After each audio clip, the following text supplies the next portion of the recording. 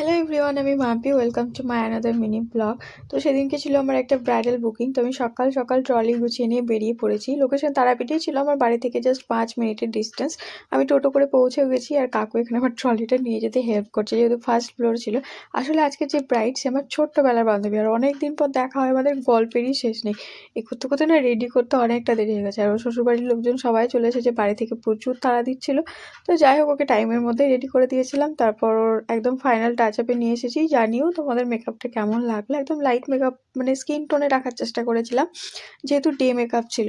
তো ওর একটা রিভিউ নিয়ে নিয়েছিলাম, ও রিভিউ দিয়ে তাড়াহুড়ো করে চলে গেছিলো নিচে, কারণ ওর নিচে সবাই শ্বশুরবাড়ির লোকজন ওয়েট করছিল। আর আমি এদিকে চলে এসেছিলাম রুমে, কারণ আমার জিনিসপত্র অগোছালো হয়ে পড়ে আছে, আমাকে গুছিয়ে নিতে হবে। তারপর আমাকে দিয়ে দিয়েছে টিফিন, আর টিফিনের মধ্যে সব থেকে বেশি আমার ভালো লেগেছিলো এই মিষ্টিটা।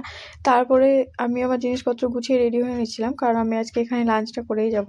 তো এদিকে ওদের আশীর্বাদ এঙ্গেজমেন্ট হয়ে গেছে, আর আমি খেয়ে দিয়ে চলেছিলাম বাড়ি।